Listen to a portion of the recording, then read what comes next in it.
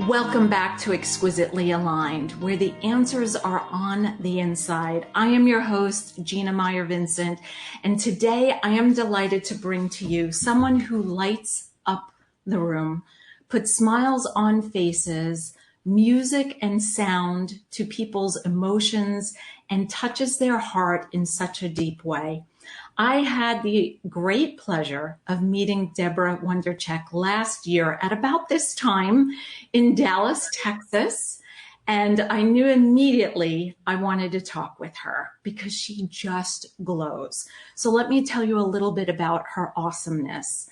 Debora Wondercheck is a dedicated corporate leader with a profound commitment to social justice and equality, with over 20 years of experience in education program implementation and arts advocacy. Debora serves as the founder and CEO of the Arts Learning Conservatory. She is also a professor of string pedagogy, I hope I said that right, a cellist, and an orchestral conductor. Debora remains unwavering in her mission to provide culturally inclusive artistic training and education to the children in over 50 schools, and believes that by nurturing and empowering the next generation, we can contribute to the ongoing healing and advancement of marginalized communities. She is also the creator and producer of the countrywide Juneteenth stage production called Gospel Voices of the OC, a professional project that pays tribute to the indomitable spirit and faith of African-American ancestors through the lens of the arts. Debora's impactful contributions have been recognized through various notable achievements. In 2023, she was invited to the Board of Trustees at Vanguard University, an esteemed acknowledgement of her leadership and expertise. In 2022, she was appointed as the Commissioner of the Arts and Woman of the Year by the City of Costa Mesa. That same year, Debora was honored as the Woman of Distinction by the California State Assembly and Senate. The Arts and Learning Conservatory, under Debora's visionary guidance, has received numerous accolades, including Orange County's Outstanding Arts Organization of the Year Award and the National Youth Arts Award for Best Youth Production in Southern California. These recognitions highlight the conservatory's commitment to excellence and its positive impact on the community. Through the arts, Debora hopes to inspire and uplift others to strive towards a more inclusive and equitable society for all. And I have to say, Debora, I believe that the striving that you have done has totally paid off. So thank you and welcome, Debora. I am so delighted to have you with me today. I'm literally honored to be here, Gina. So thank you so much for inviting me to be part of your wonderful show. Well, you and I have had a very short, brief conversation prior to today regarding just a few things to let me have a glimpse into your life. And I always like to start with, like, how did you get here to this fabulous bio that I've just completed reading and sharing with everyone? What brought you to such a place? I love music, always have. Music as a part of our life here in our family of four. I grew up with my mom who played violin. I played flute, piccolo. My sister played violin. My brother played sax, but just for trumpet for a short period of time. My husband's a saxophonist. Our kids each played instruments, but unfortunately, to my dismay, they gave them up. But I keep telling them when they're adults, they need to pick them back up or pick up a new instrument, because music, I believe music is a great way for us to connect with ourselves and to connect with others and be able to, it's another way of speaking, in my opinion. But how did you get to this marvelous place that you're at, helping all these people, these children and adults? Well, you know what? I did a big speaking engagement just on Thursday. Yeah. And I summed it up with this whole venture journey that I've taken to come where I am today with the arts actually began when I was 10 years old with the cello on my back and literally a suitcase in my hand. And I stated that because at the age of 10, when my mom was at the age of 10, she had stated that she always had a desire to play a musical instrument. And the school that she was at the time, and she grew up during the mid 40s, 50s, that's when she was a child, elementary, going into middle school. And she said the school where she was at basically denied her the opportunity to play a musical instrument. And it hurt her so deeply. Her school was not segregated, it was desegregated. But that whole, that social injustice that was occurring at that time, it was systemic. It was just natural to say, hey, we don't want that person here, so we just won't create an opportunity. And her parents couldn't afford to buy an instrument. So she was denied it. But instead, she was hurt deeply. But what she did was at the age of 10, she was like, look, when I'm married and I have children, they're all going to play a musical instrument. And that was just something she said when she was 10. Fast forward, she got married, 7 children later. I'm the youngest of 7. And in our household, literally, we all were either violinists, violists, cellists. We had a string bass player and even a conductor. I love it. Yes. So all of that being said, she meant what she said, and she wanted to make sure that arts were equitable and accessible, not just to the children in our household, but she wanted that to just be the norm. And that's what I carry today. But I mentioned that cello was on my back and suitcase in my hand. Right. I was going to ask, where were you going? Okay. Well, the cello on my back, suitcase in my hand was I actually grew up in a wonderful musical home. 5 of us ended up going to different universities. But by the time I was 10 years old, my 3rd oldest sibling had received his full scholarship for music to a university across the nation. Wow. However, it should have been a time of celebration. But what it ended up being was a time when my mom knew where my 3rd oldest sibling was going to school, she had already decided now is the time for some drastic changes to happen in our family. Oh. Our family was a very fun, loving, great musical place, but my mom was in a very volatile, abusive marriage. And so we had to literally plan and scheme our way of escape from that situation. So at the age of 10, with a suitcase on my back, cello on my back, suitcase in my hand, we literally escaped in the night one evening from Chicago to Denver, Colorado. Wow. Yes. Oh. My mom had decided, hey, once these 3 older ones are safe away in college, I can handle 4. I can handle 4 kids. And she only has 2 hands, but she can handle all 4. She can handle 4. And she left the state and didn't even go 1 state away. No. Wow. No. Wow. So we ended up going to Denver, Colorado. Some women had helped her.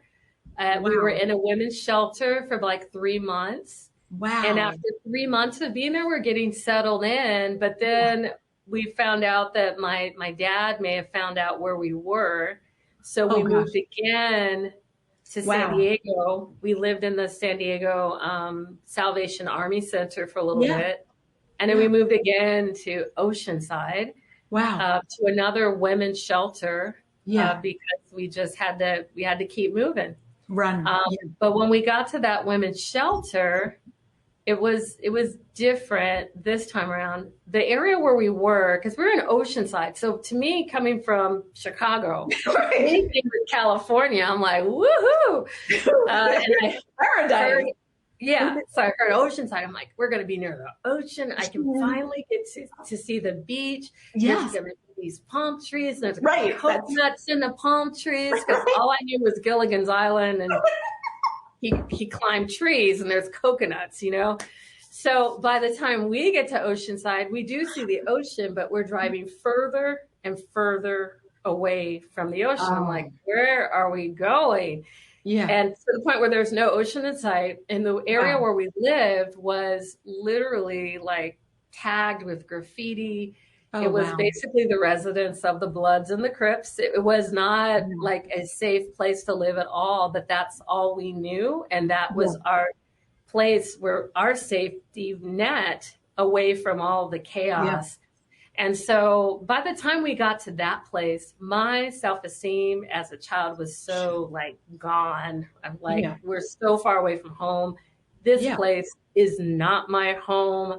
Right. And I didn't have much of a voice. I didn't even care to have a voice. I mean, every Right. bit of joy of what I had back home with the instrument and family was Right. shot because it was so foreign to me. But across the street from the women's shelter where we were staying, Mhm. was actually an arts magnet school.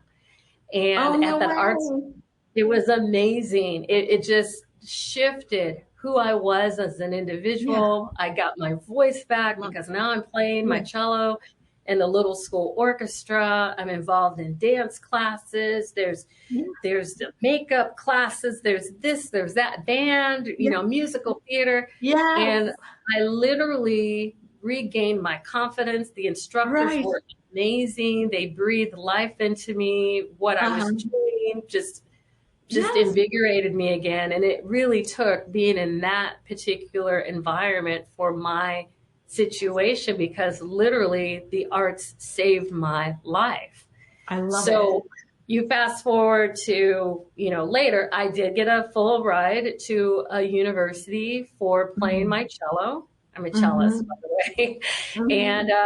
And that I was able to travel the world and just experience different cultures. But in the back of my mind, I kept remembering my situation, Yeah. knowing that there are other kids out there who don't have resources. But because of my mom, she advocated. She got an instrument in my hand. She made sure I had private lessons. I mean, Mhm. even though we were basically at one point living on welfare, we had nothing once we left the women's shelter. Sure. She sought out a music instructor, a music teacher that was a cellist, a Juilliard graduate who had a huge cello studio. And she sought her out and said, look, we're a family in need. My daughter has an amazing talent. She needs help. And would you help her? She'll come and garden for me. I didn't garden. Yeah. Don't put me in front of plants. And what's hilarious is she told the woman she'll do whatever. And this woman's like, well, we do need help with gardening here at home. And, can she come and garden? Like, yes, Deborah is a gardener. She'll come and garden for you. I killed every plant that woman put in front of me. I think after a while she realized, okay, just play the cello. I was going to say, you should have just set up a chair, your music stand, and your cello and played to the flowers. I bet you all of them would have overgrown. She would have been like, oh my gosh, we could sell off some of these plants. That would have been so much better than what I did to that woman's plants. And even at one point, I think I had gone to Disneyland. Some wonderful family had taken myself and a couple of my siblings to Disney. And I looked at all these great bushes of Mickey. And so I thought, I'm gonna go back, and at that lesson, I'm gonna cut something in the bushes. I destroyed that woman's bush. He's like, don't put the scissors down. Just play the cello. So anyway, oh my God. The teacher, her name was Miss Brown, and her studio was amazing. I mean, she was so renownedly known that we were at a studio where she was able to get us in front of Yo-Yo Ma, Whoa. who is an amazingly famous cellist. Look him up. Those of you who are online with us, look that up. But we were able to do a master class with him. I was able to see Lynn Harrell, who is another famous cellist, perform. And it just opened doors so that when it was time for me to go to college, I had opportunities to go to so many different places because my training was so in-depth and wonderful. But again, it was because my mom advocated for me. Yeah. And she was not trained in any type of playing of an instrument, as I shared with you. Yeah. She just had a love for the art, and again was like, this should be for every single child, and I'm going to make Absolutely. sure my children are in front of these instructors, and that's what got us to the next level. So I created the Arts and Learning Conservatory. It was basically based on the concept of that magnet school that I attended at the age of 10. Mm-hmm. Yeah. And it has musical theater for children. It has band. It has dance classes, orchestra, even drumming. We do therapeutic drumming. We don't call it that. When the kids take it, we call it African drumming or world drumming. And we've put that in many continuation schools. And it's made a world of difference in the lives of the youth that we've brought it to. But the concept of the school came from the magnet school. So the Arts and Learning Conservatory is what I founded 20 years ago. And we're now in 55 schools throughout Orange County, Riverside, a little bit into LA, making sure, just like I did, the arts were in the school where I was. Had it not been there, I don't know where I would be today. But because it just happened to be in the school across the street of the women's shelter I was in, it opened up a whole new world for me and gave me a voice that showed me that I'm valued. And I made friends with kids from all different backgrounds. And I learned it didn't make a difference where I lived, what I looked like, what finances I didn't or didn't have. All that was important was that I was valued for me and the sound that I created through the art form. In my case, it was cello. That just gave me such confidence. So that's why I created the conservatory. And I have over 45 instructors that help me go into these different schools. And we've received all kinds of numerous awards because of the work that we're doing. That should just be part of the regular school day. That isn't. So anyway, so that's how I am. That's how I became who I am today, CEO of the organization. But I lived it. It's not just a commodity or just a great job to have. It's my life. And I want to see other children thrive and succeed and have just even an ounce of opportunity. If the arts is what's going to keep a child in school, then I want to make sure that's there. If it's going to get them to college, which we have a college pathway in our organization now, then let's get them to college. But it just transformed my life, and I want to make sure that happens for other children like myself. Whether it doesn't have to be a race thing, it's just children. They need this. And with everything that happened with COVID, it was even that much more important for people to realize that the arts aren't a commodity. It's something that provides healing. It provides community. It helps kids with their focus. It helps with language skills. It helps with just teamwork, again, with confidence. All of those things are what the arts does. Mathematics, entrepreneurial thinking. It comes from being in an arts environment that sparks those wonderful things, and it's needed in our schools today. So it is. And I think that you hit on so many different things. Let's see if I can remember. I know, I'm sorry. I get so excited with this. I get excited too. I was very much holding myself back from interrupting you because I've done that to other people, other guests on the show. But I'm glad you mentioned mathematics because I did an 8th grade speech, how music enhances math, and got an A on that, which was wonderful. Mr. Verizon. Yes, it was a lot of fun. But music and the arts allow people of all ages, because my dad is, let's see, if I'm 54, my dad will be 84 in October 21st. And he paints, and now he's doing pottery. He just started learning pottery because in their neighborhood that is offered. They have a bunch of different type of arts classes, which I love because I think from all ages, young to, 84 to 104, we should be able to express, like you were saying, give you a voice. And I know during COVID, Deborah, it was so difficult for me personally, because I love to speak. I love to be with people. allowed to be hugging people. So Right. putting on a paper mask, ruining my red lipstick, not being allowed to touch people, not being allowed to see them in my home, so many different things. But also our daughter, who's now 17, was finishing her 8th grade year of her K through 8 magnet school. It was Spanish English immersion.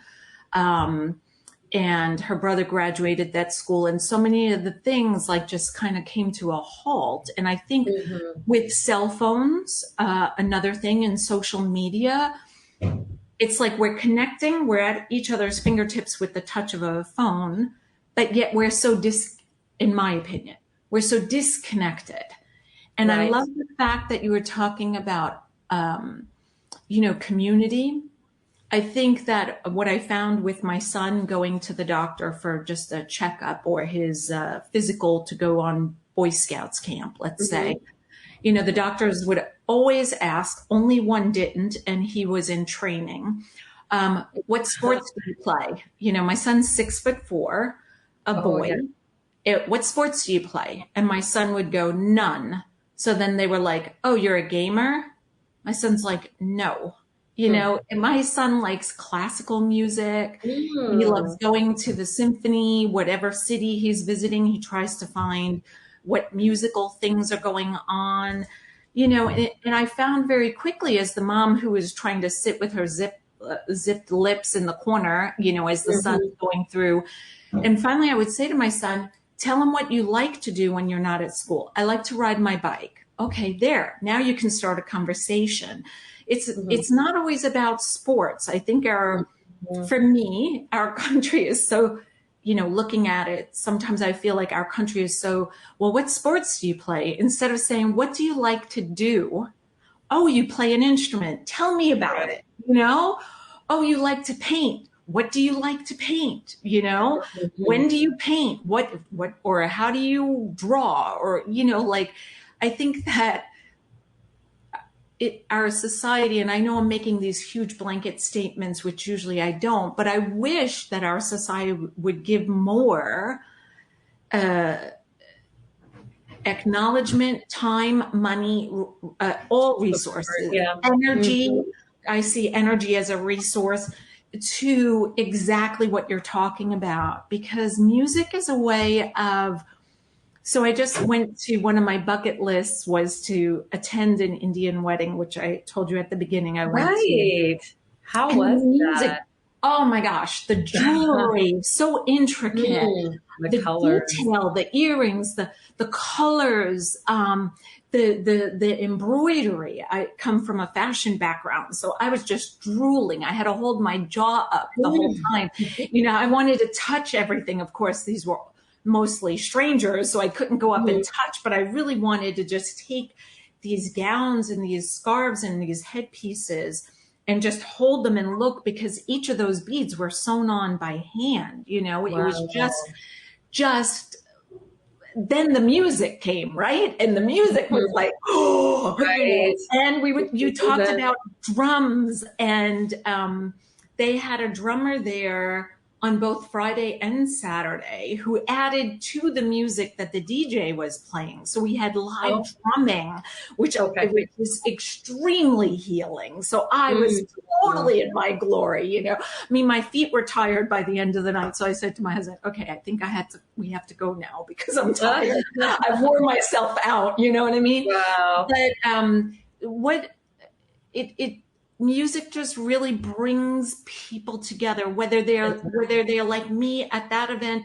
listening, not understanding the words, feeling the beats, moving my body to the beat a little awkwardly compared to everyone else. I realized very quickly also, it's not a good idea to wear Spanx and high heel platform sandals to an event like that. I should have done with all the movement. Many of the women had like a flat slipper-like shoe on, and they were able to do everything. Those legs were working so beautifully. And I thought, okay, mental note next time. Yes, I will. But, it goes from the person who's singing to the instruments, to the people attending, to the people. Like I love thinking about, when I think about music, a baby in their diapers. just kind of all of a sudden, like the body starts going with the beat and the hips start swaying, then the hands start going and the smile starts coming. It's a universal language. It's universal. It resonates with everyone, every culture. We all come together as one when it comes to music and the arts. We feel it. It's not just some document that you read and you feel it. It's intrinsic. So yeah, that's what you experience, that universal language. You could get up and move and hard and feel part of a community. Yeah. It's beautiful. We did. And we were accepted, like we were the only ones dressed differently. I was the only one with short hair, obviously. In this faith, hair is important. So men, women, many men had their hair long, women long. And so, it was fun to be welcomed and to move and shake and smile and dance and eat and enjoy. And so from my family of 4, and then from my parents, myself being the oldest of 3 kids, so our family of 5, music was always important. And that's one thing I knew today's conversation would be just so soul fulfilling for me. And I hope for those listening, because music crosses borders and allows us, like you said, it helps with math. I think you said expressing ourselves, giving a voice. You named several other things. I didn't catch them all. Do you remember? I think you were talking about language arts. I mean, there's something with music and language that helps rewire the brain. I've had students, because I mentioned I'm a cellist, and in my bio, a professor of music. I also worked with elementary school students for years and years. It was like 20 some years teaching string, orchestra, and classes. And I would have students who were autistic, who would come in and would not have the verbal communication or ability to communicate verbally, but you give them an instrument and they're amazing. The pitch, the ear that they have for pitch is beautiful. And then I've had students who are dyslexic, who couldn't even read notes because not notes, but words, because they're bouncing off the page, but we're able to read notes and play an instrument, and it rewired their brain to be able to read words. I've had that happen with several students. So there's something with the arts and music that really intrinsically, again, enters into the soul of a person and helps them be able to navigate what would be complicated. It just shoots right through it and helps kids just connect on an academic level. So it's deep what the arts really can do for a child or people in general. I mean, you look at older people who might even have dementia, but they'll remember a song or something just takes them right back with the art, with music. That it just transcends issues, and it strengthens a person. So, I love it. I love what it does. I love my job. Well, and that's another thing. Let's talk about that. You just said, I love my job with enthusiasm. And I always say to my kids, when Sonia was younger, okay, read with enthusiasm. And then the story took a whole life of its own, and she's getting ready, preparing for, what college do I want to go to? What career should I step into and stuff like that. And that's one of the biggest things. Like I said to her, I want you to love your job. Just like now I can say, you can listen back to this episode and hear Debora say it with such enthusiasm. So what advice do you have for people on that? Like, how do you see that? Because I think it's happened to me. I started in the fashion industry, and I loved every bit of what I did.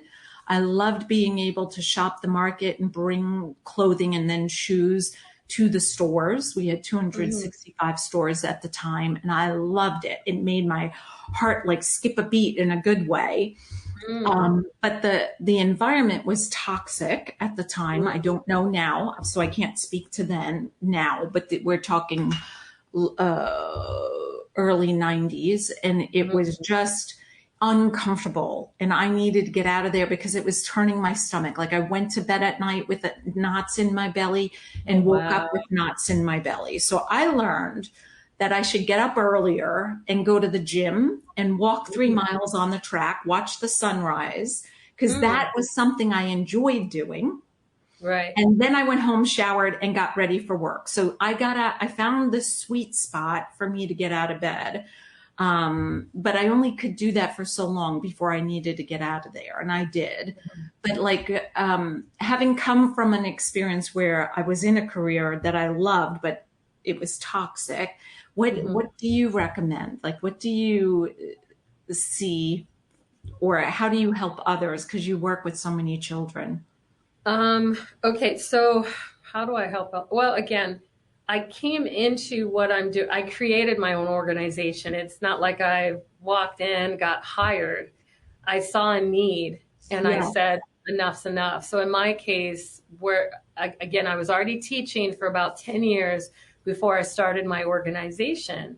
And honestly, my husband and I were talking. I'm like, I need to start my own music conservatory or my own music school. And this time I had my master's degree. So I'm like, I can do it. And he's like, okay. So really, like the weekend before I was going to do a music summer camp, I had 3 kids signed up. So I told him, I go, I'm not going to do it. You know, I'm going to wait until I'm retired when I'm 65 or something. And I'll start this because I'll be well established by then. And he looks at me and he's like, if you don't do this now, you're never going to do it. So pick up the phone, call a few extra families and do your camp. But if you don't do it now, it's never going to happen. So that weekend I called about like 100 families. Because remember, I was already teaching. Just a few. I had 500 on the list. And I'm like, after I got to 100, I'm like, that is it. I'm not. Because I called from Friday until Sunday night. And I'm like, I can't do anymore. So by Monday, I had 24 students signed up for my very first performing arts camp. And the very next summer we had 145 kids come, and I didn't call anybody that year. So, but that was all birthed out of seeing a need and seeing how music was being removed from so many children and so many schools, instead of sitting by and going, oh man, that's just so sad. I used to have music in school. Right. I saw that and said, no way. I'm going to do whatever I can in my little area or sphere of influence, and I'm going to do my part here because I cannot, in all consciousness, being a woman of faith as well, I just couldn't in all consciousness just sit back and go, oh, too bad, so sad, too bad. I had to do something. So that's why I started my organization. And like I said, we started with like 24 kids. Next summer had 145. And today we're serving 2,400 students a year. And and we're coming into our 20th anniversary next year.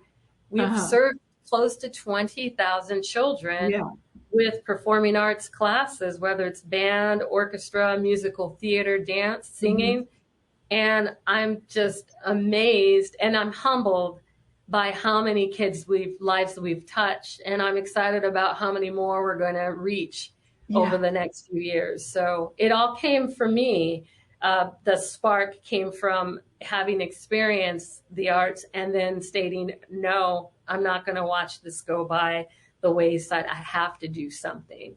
So my advice to anyone that wants to, let's say they want to create a business, do something that you feel passionate about, because you're going to want to get up every day, even when it's hard to get up to do your work. You're going to have something inside of you that says, I need to do this. This is what's needed to help other people. And you're going to be so much more, you'll be influenced by what you know needs to get done, as opposed to, oh, I just need to make some money, you know? So go ahead. I'm sorry. No. Go ahead. I can wait. It's just a matter of your having a calling and a focus, and you're going to stick with it if it's something you believe in and you know it's going to make an impact to better someone else's life. And if you make a decision of what you're going to do based on that, you've made the right decision. Yes. All of the stars are going to align. Things are just going to work out, and it's going to be hard to put a business together. But at least if you're doing it for the right reasons, the reasons of helping other people and the reason of, this is what's needed, it's going to work out for you. So that's my advice in a very roundabout way. No, I love it. It was, I thought, very direct. I thought it was perfect because I believe in the same things, Deborah. I feel like we are each born so unique. As unique as our fingerprints. I always told my children, sometimes Sonia would say, oh, he's the smart one. And I was like, well, first off, one's biological, one's adopted. So and second of all, it doesn't happen like your mom had 7 kids. It doesn't happen one's smart, one's pretty, one's a football player, one's this. No, that's not how it works. I mean, some families might believe that. I don't think, but obviously kids sometimes think that. But I was like, that doesn't work either. But I believe we all have a calling. I'm glad you used that word as well. And when we focus on that, it's amazing because I believe in everything you just said. For me, I call it exquisitely aligned. When we align with who we were born to be, those gifts, those talents, those heartfelt desires that you had, for, hey, music needs to continue in such a way that it's accessible and connects everybody. And, let's start with the kids and bring it up. They bring it home to their parents and so forth, And I believe when we know our soul level truths, that this is a gift, this is a blessing, this has a thread, right? That goes from your mom to you to really, what is the likelihood that you end up across the street from that school in Oceanside? You know what I mean? From where you were born to for all of those little dots to connect, to get you to there, to the teacher whose name I forgot to write down. Miss Brown. Right? Yeah. Like all those things. It was all divinely aligned. I mean, totally. Like I said, I come from, I'm a woman of faith. I believe that things don't just happen by accident, but that they're divinely aligned to happen for a reason. So if you're someone out there that's even listening to this today and saying, well, I don't know what my calling is. When you don't know what your calling is or what you're supposed to be doing in this life, you serve. Find somewhere just to serve.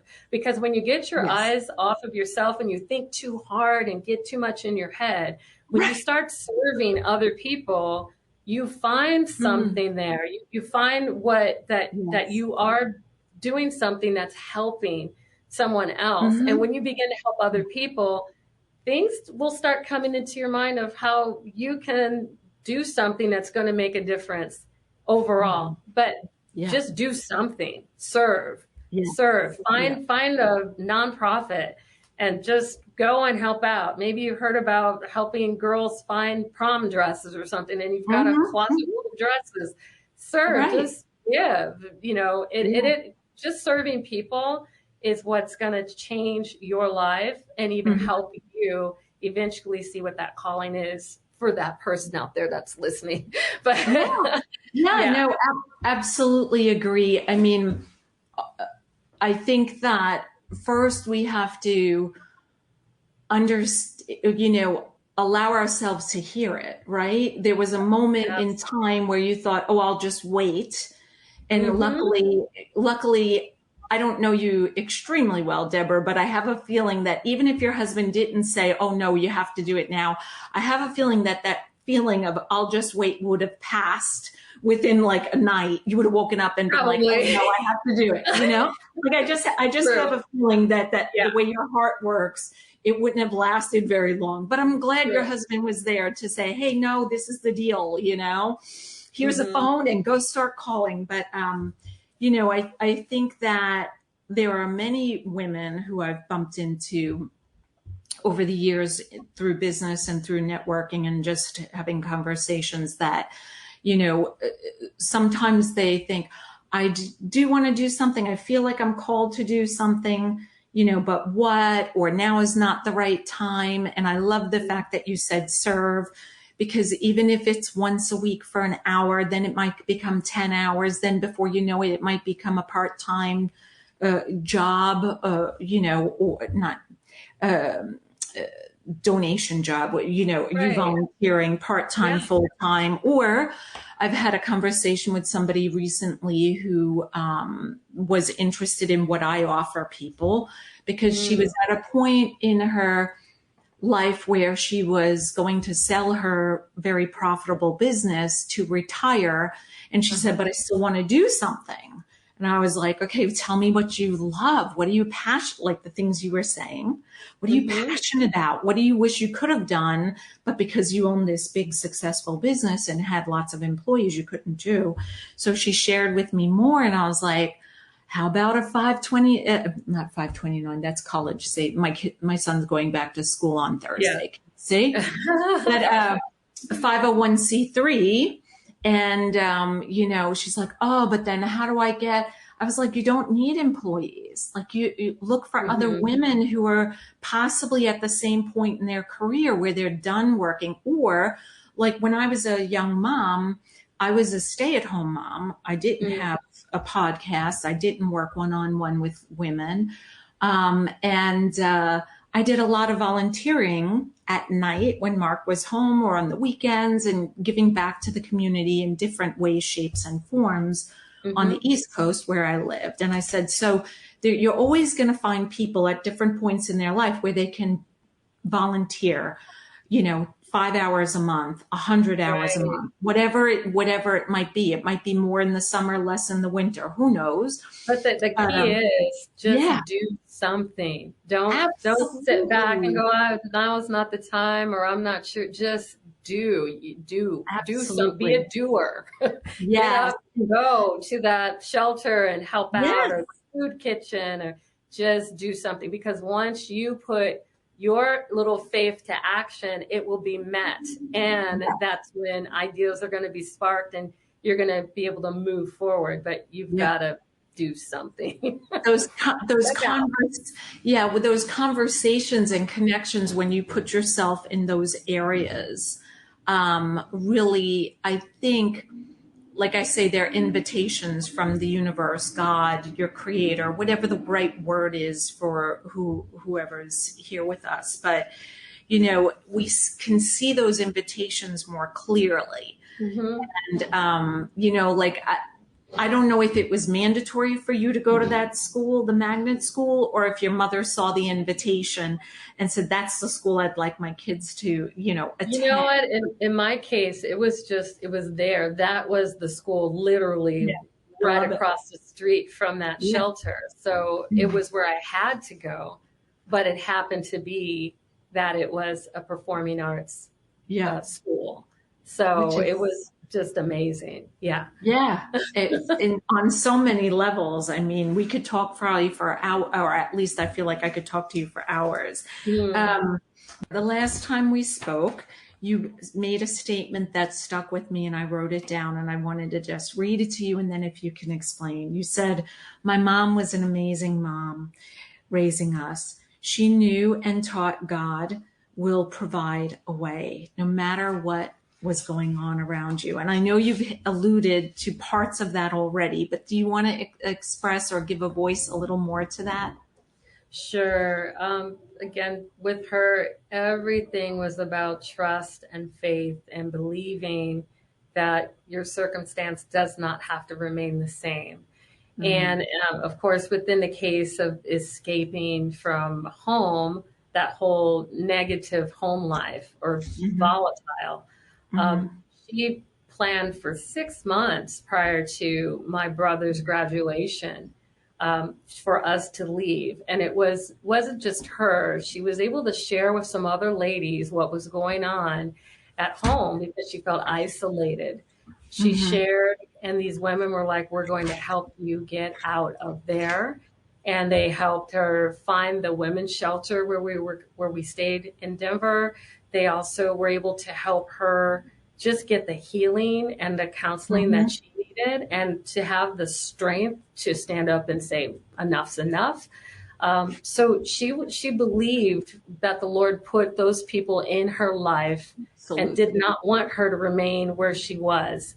And some people might go, well, if God really was there for you, none of this should ever happen. Well, people have their own way of doing things, and we have to make a decision or a choice of who we're going to serve. If we're going to, believe in God or not, you have that right and that choice. And my dad chose not to, and he brought tech and chaos with it. But that was his decision. But my mom chose to believe in God, instead stated, we're not going to stay here. We're going to get out of here. So when the three oldest were safe away at college, she said, that's it. We're getting out. And we were able to do so. Other signs of faith, her faith in God, was just the fact that 5 out of 7 kids received full rides to university across the nation for music. And we had no money, but we're all of a sudden going to these different universities, and it's taken care of. That's an act of God. I'm sorry, that's pretty clear. Other things, even with the training that we had, the fact that I had this amazing cello teacher that actually took the time to help develop my gift and my talent, even with my mom not being able to pay a dime towards lessons. An act of faith. I was also in a private school. My mom spoke with the private school and let them know our situation. And we had to pay a little bit to be there, but it wasn't anywhere close to what anyone else was doing, because my mom knew that God was going to provide. So there's so many different, that's just my story. There's other kids with amazing stories, and I could tell you, contact me later. I could tell you some stories, but it wasn't just that it's a bunch of words and silliness. We lived it. We saw testament after testament of amazing things that took place because we believed the situation was going to change, and we knew that God was going to make a way where there was no way. And I literally physically saw these things happen. So I'm believing. I'm staying that way. I love so many things about that, Deborah. I mean, I wrote myself some notes. I love the fact that your mom could raise her hand and ask for help, that she could be so vulnerable and say to these other women, I am in a bad situation. Sometimes I think we're afraid that then the man looks bad. Well, if somebody has a mental health issue, and I don't know if he does or did or does. Honestly, I think that's really what it was. Right. Yeah. But we, so often I think we always want to only focus on the positive and not share that something unpleasant, hurtful, uncomfortable, you pick the words, whatever it might be in somebody's home, is happening. And then we feel less than because we're allowing it. But like you said, I mean, so beautifully, I love the fact that your mom was able to be vulnerable and share with those women the truth of what the situation was, and that it was uncomfortable and there needed to be an escape, and that your mom could have the strength to be able to, for 6 months plan and keep that plan at the forefront of her mind, because we sometimes let other things outside of us take, oh, I'm tired today, or, oh, my daughter's not feeling her best. No, we better not do that. It'll rock her world when I have to have her put her cello on her back and have her suitcase in her hand, but your mother knew, she had the foresight, the insight, the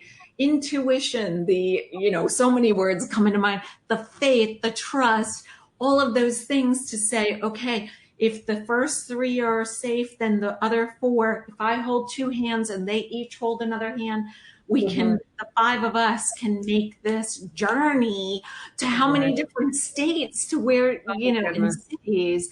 I mean, I love so many. The other thing is the focus to stay,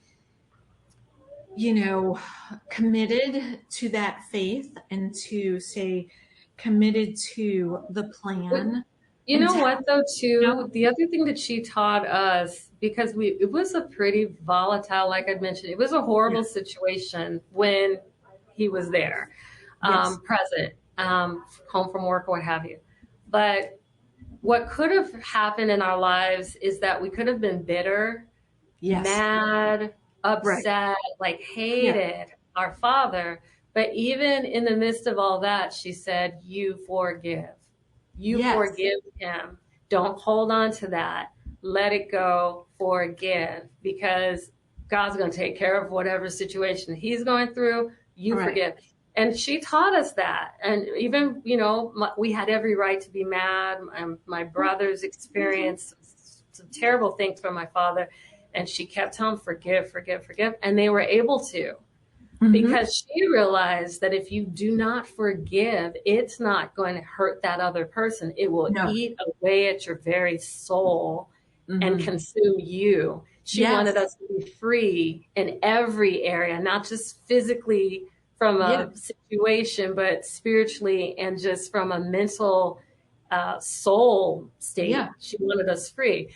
And I can honestly state that because of her example of forgiving, we were able to get free and stay that way and not be resentful and upset and, just gleaning off of that. Like, oh, my life was rough, but I was able to, because of our faith, move forward and not stay in the rut and be able to forgive freely. So she taught us so much, and she's still alive today. She's actually living in a nursing facility.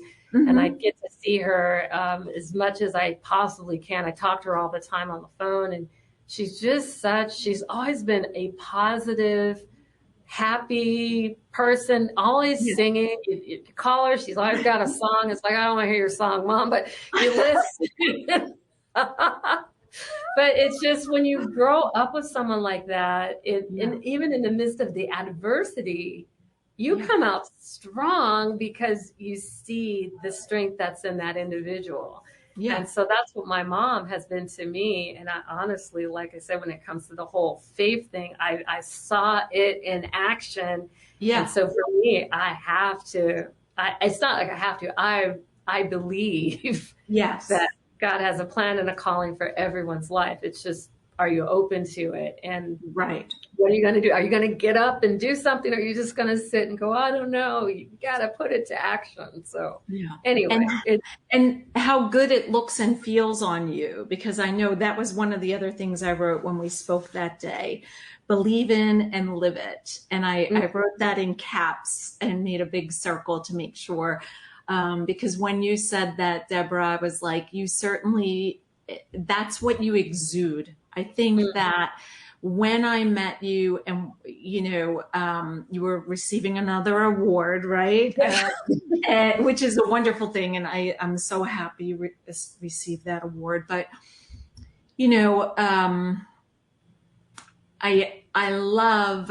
I think it makes you even more attractive from the inside out. I've not met your mother, but I feel like I can see her. You know what I mean? I feel like I can feel her.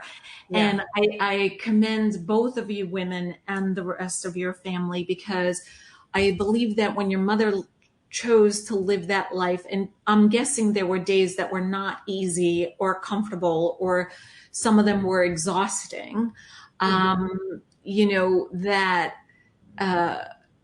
she really was able to shine her light, even as exhausted as she was, so that you guys can shine. And sorry, that's a New York thing. You men and women, not you guys. I understand. Can light the way for others. And I believe that's why we're here, honestly. And, when Mark got sick and things were really rough and exhausting, and just walking around, I felt like with my head in a cloud, because I was so sleep deprived and just wondering, will he survive or won't he survive? Will I be a widow? So forth. And will my kids have a dad? I realize life is short, and if the freedom you're talking about with forgiveness is not always easy. But I liken it to, I heard somebody describe it once, and it was for a man. So I'm going to describe it the way I would think of it for a woman is if you had a closet full of someone else's stuff, whoever it be that did something wrong to you. And then there's no room for you to put anything in there. You can't put a blouse, a pair of shoes, a purse, flip-flops, nothing, because you have all their stuff and it's collecting dust and it's taking up space and it's clutter and you can't walk in the closet. So, I think that's the heaviness that we have to remember. If we can have that faith and free up that space like your mom taught you so beautifully and gracefully to do. And, mental health has come up again, and I don't know if this was the case for your dad, but mental health has come up, I think, in the past, every other episode for the past 2 months, which is very interesting to me, how like there are breadcrumbs leading a path. And how, like, at different times, and I still believe mental health is still not spoken about as much as it could be, given voice and given for ways for people to raise their hand and say, I'd like help, or I need help, like your mom did, saying, hey, I want to protect my children and myself in a new place where they can thrive. And so it's interesting that it kind of came, I said the words, not that you said that was the issue, but I think that. But you know what? I think I have to think that there was a mental health issue. My dad worked 3 jobs. I mean, 7 kids. My mom worked a part-time job while we were in school and was always there for us after school. And I think with him having so many kids, plus just the pressures also of being an African-American male trying to financially survive, take care of these kids. One of his jobs was he worked as a nurse, and he would take some medications that he would self-medicate. Yeah. And so it was just, he had a lot of pressures going on. It does not excuse abuse at all. But he had a lot of stuff going on. And I really feel like when he started self-medicating, it really took a turn for the worse, and it was something that he couldn't even get himself out of, and that's why we're like, we're out because we're not staying here. But and I think we don't have coping skills even today in 2023. I think we as a society lack coping skills. Coming from a yoga background and now working one-on-one with mostly women, men, and now teens.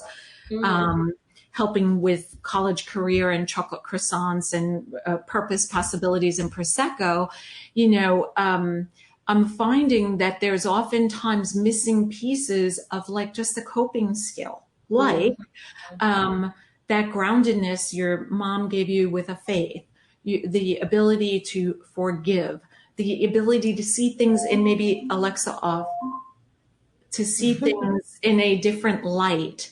Things like that, where so often we're busy, which is a 4-letter word. I tell my kids, when I call them or text them, I don't want to hear, I'm busy.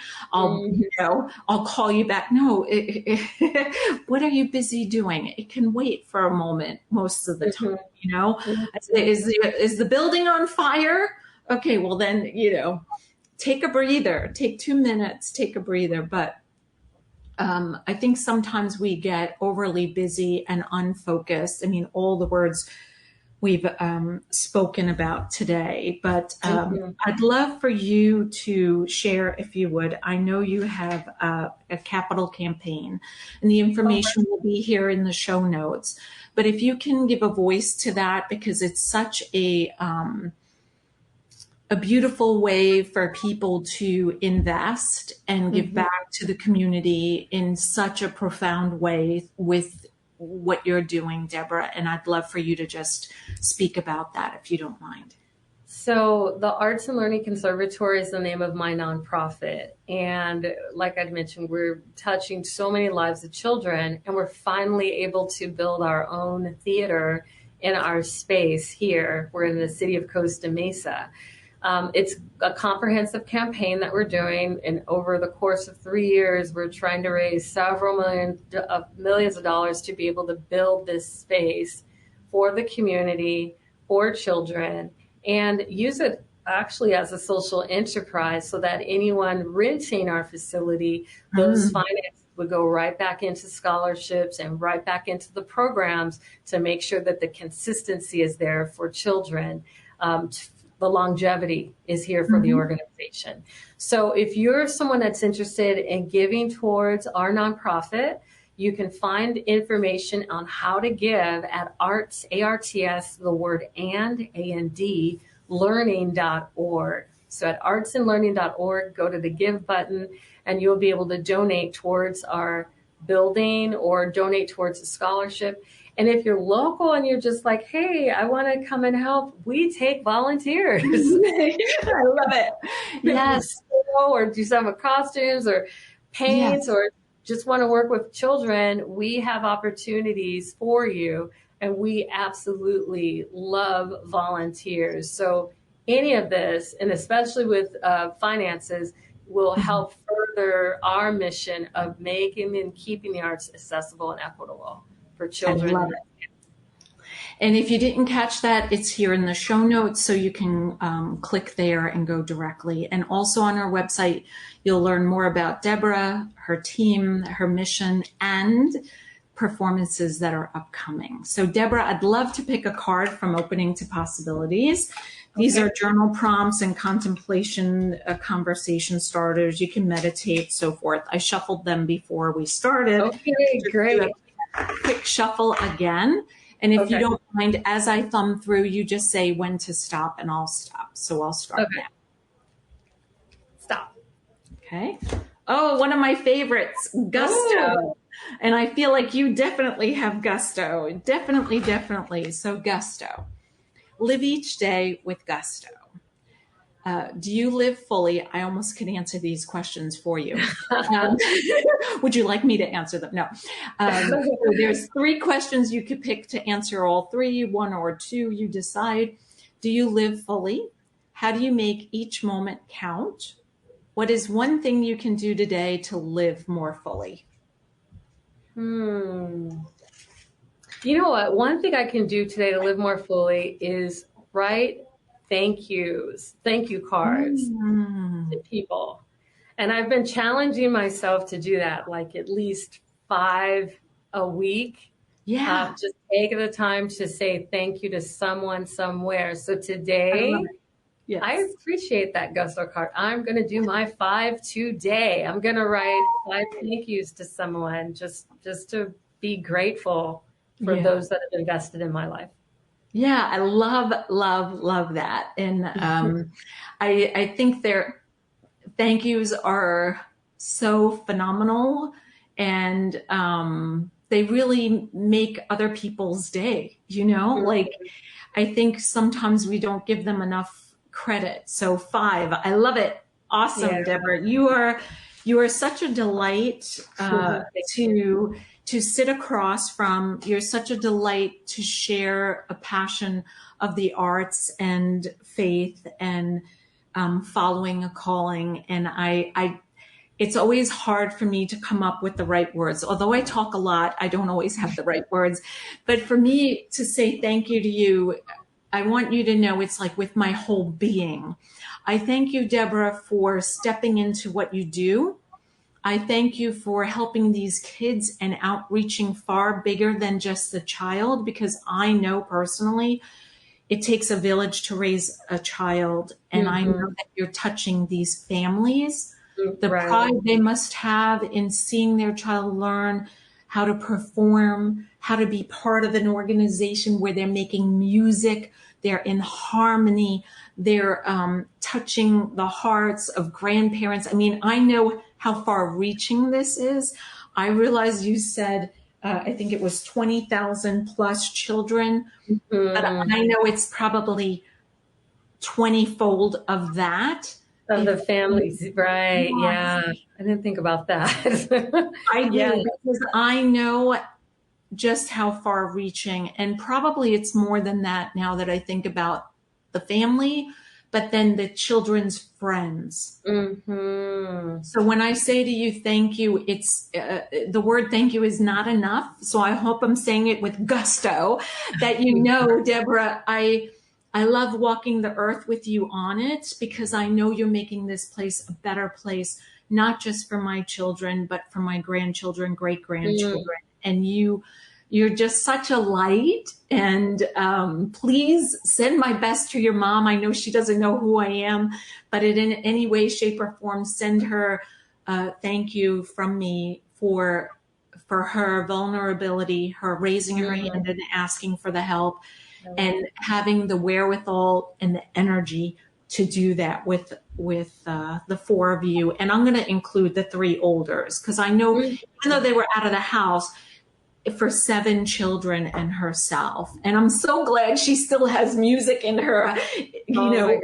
I'm just so glad, because I think that keeps us young and healthy.